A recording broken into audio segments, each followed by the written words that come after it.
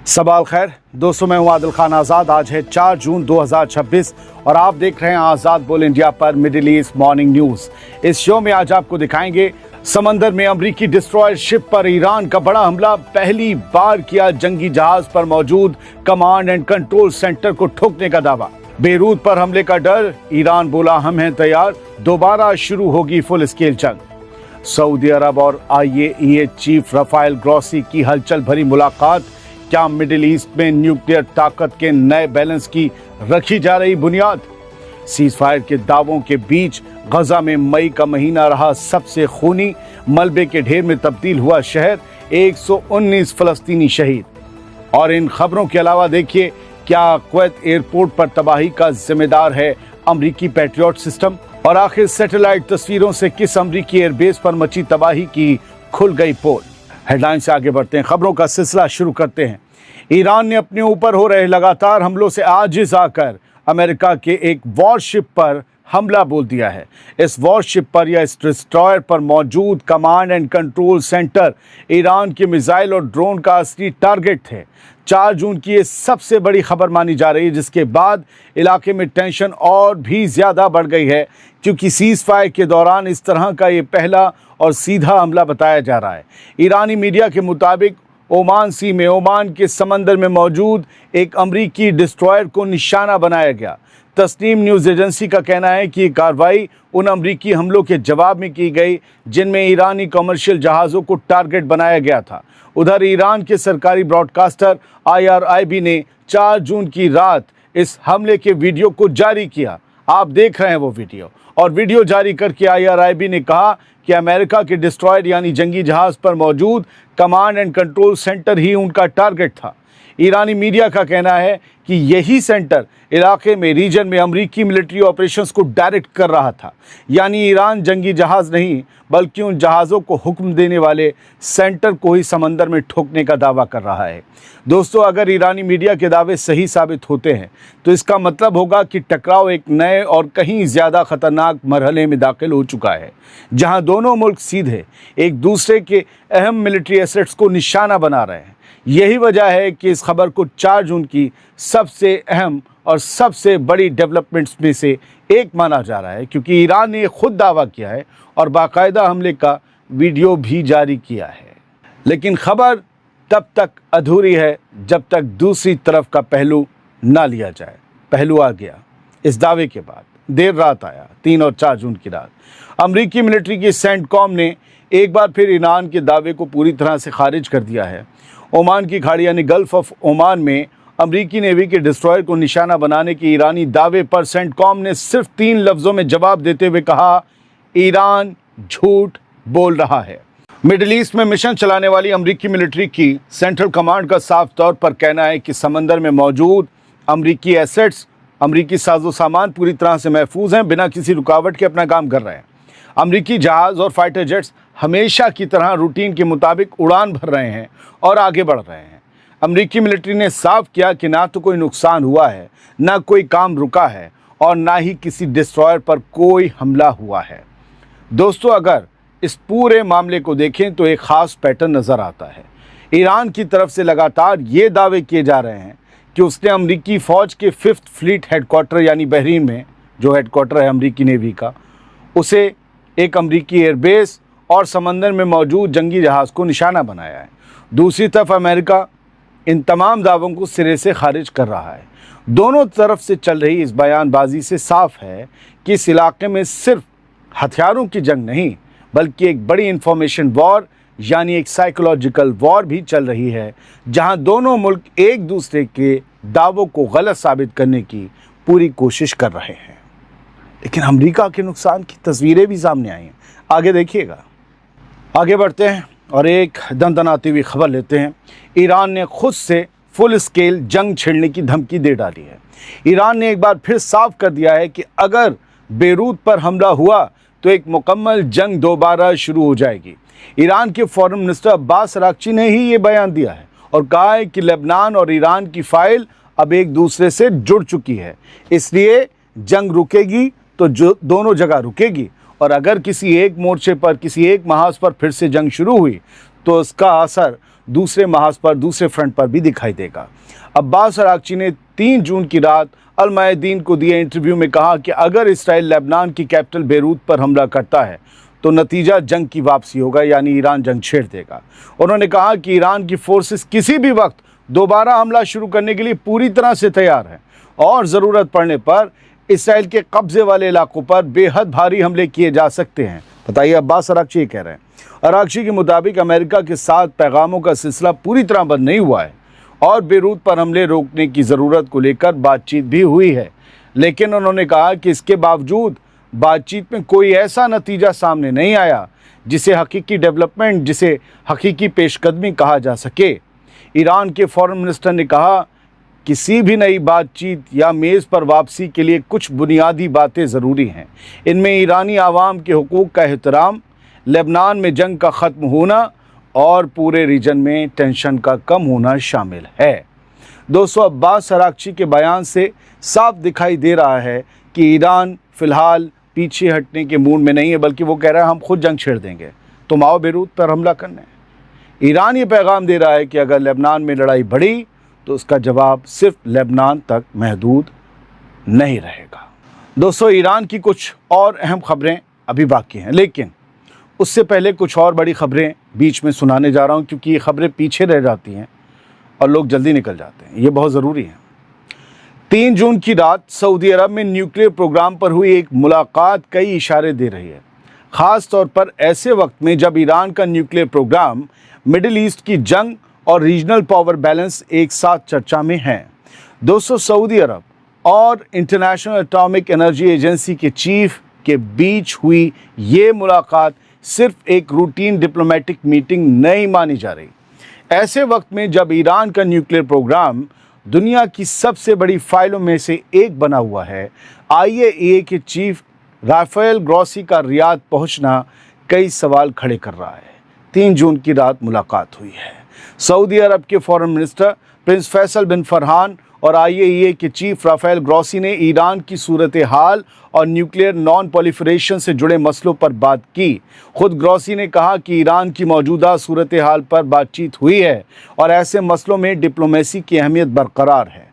इसके साथ ही ग्रॉसी ने सऊदी अरब के एनर्जी मिनिस्टर प्रिंस अब्दुल अजीज़ बिन सलमान से भी मुलाकात की और सऊदी अरब के सिविलियन न्यूक्लियर प्रोग्राम पर बात की। दोस्तों, यहाँ सबसे अहम बात यह है कि सऊदी अरब अब अपना सिविलियन न्यूक्लियर प्रोग्राम आगे बढ़ा रहा है और IAEA उसके साथ मिलकर काम कर रही है।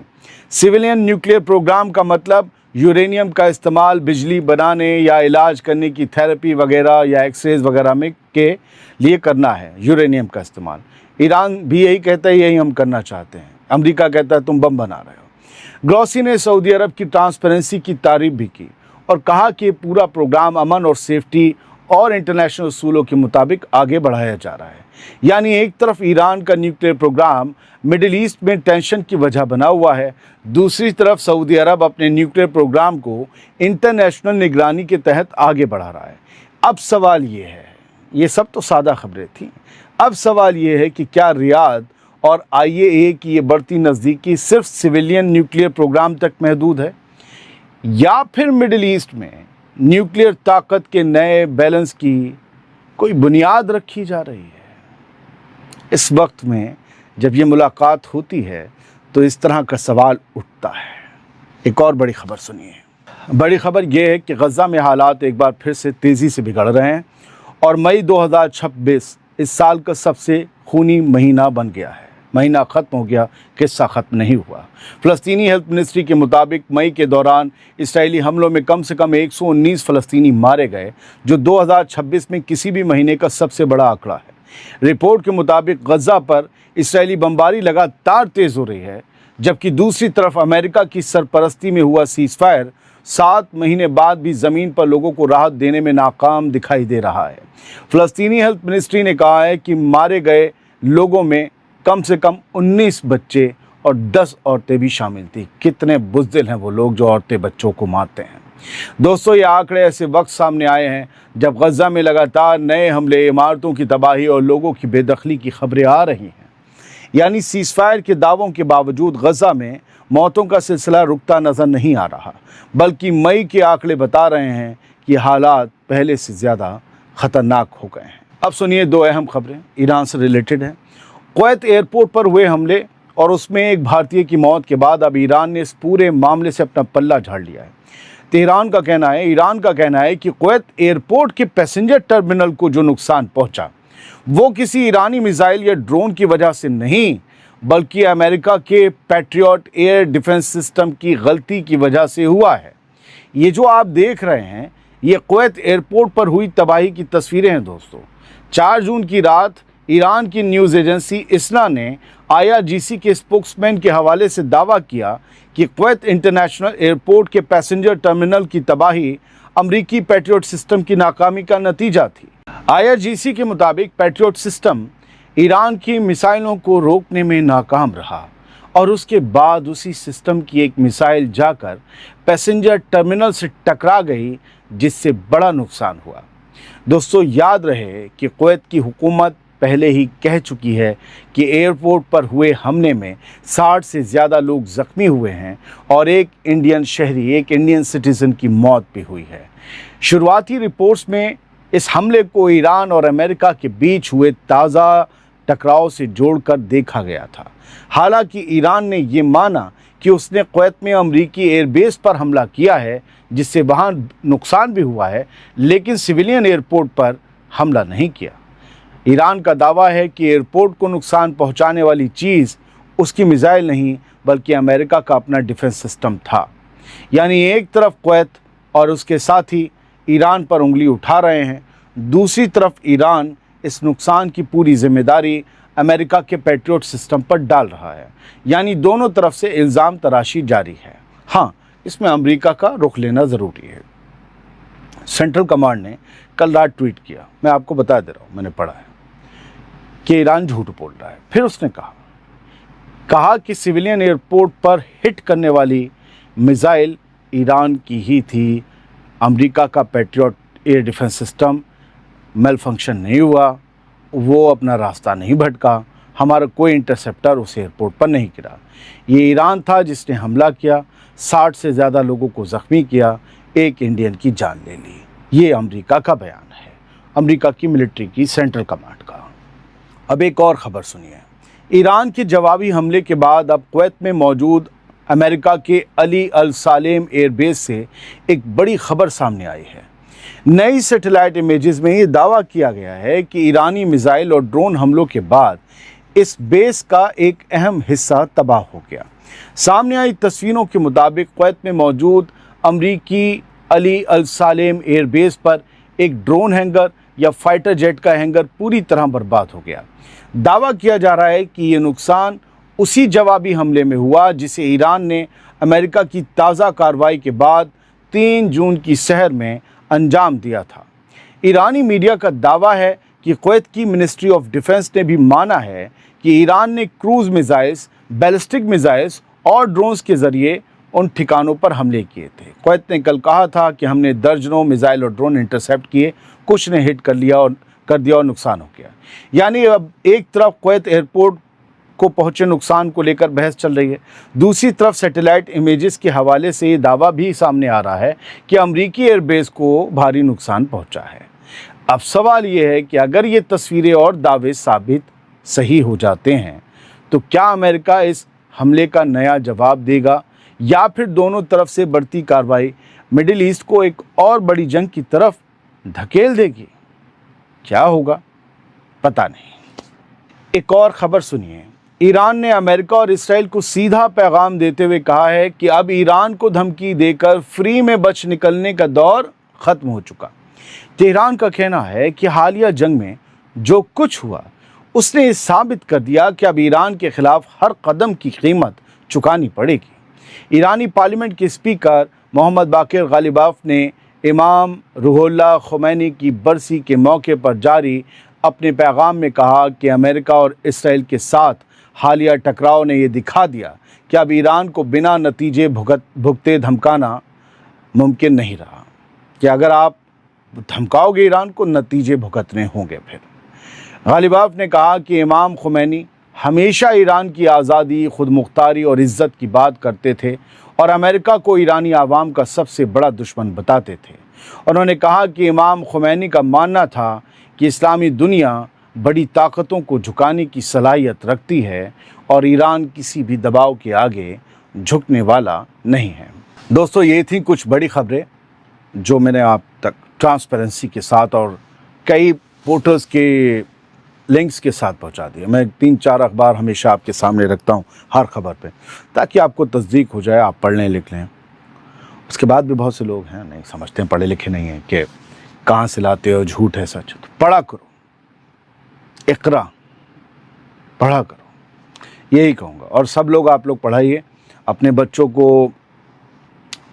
अगर कुछ समझ में नहीं आ रहा तो ये BA BSc करवाना छोड़ दीजिए, BBA करवाना छोड़ दीजिए,